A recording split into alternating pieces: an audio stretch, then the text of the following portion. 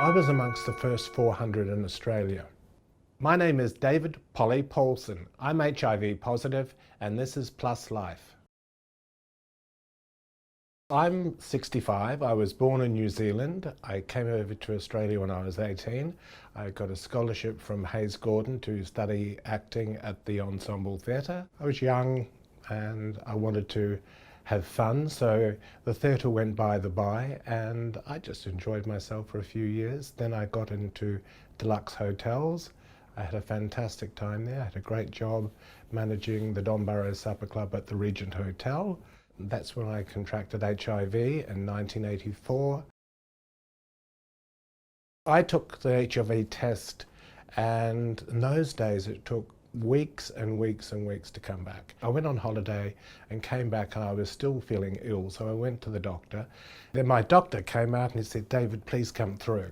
Of course, I knew what the news was, and so he told me I was HIV positive. I was amongst the first 400 in Australia.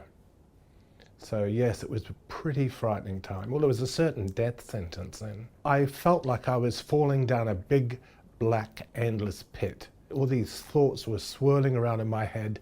Disbelief, guilt, shame, suffocating terror. But then, I don't know what stopped me, but something stopped me and I just said in my mind, no. No, you are not going to die from AIDS. It will not kill you. And I said to him, I'm not going to die from this. It will not kill me.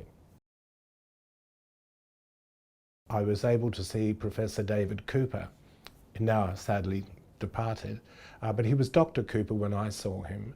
And he started me on AZT. It got awful, so he took me off that. And then I was on a series of 28 drug trials for him.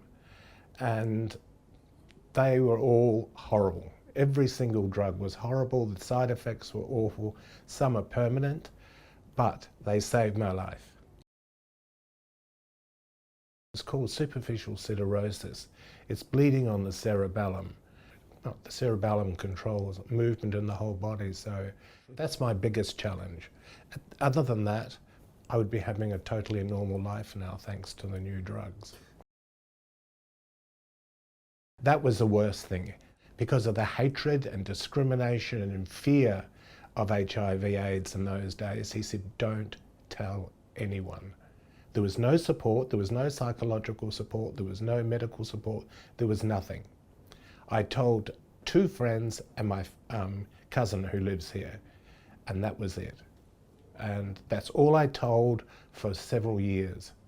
Because I was terrified. The far religious right were targeting people with HIV, so I just kept very, very quiet. And it was an extra burden on top of knowing you had this, then, terminal disease.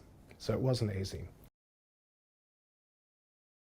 I'm an atheist, an avowed atheist. I believe in the power of the mind. I'm not a spiritual person, I'm not a religious person.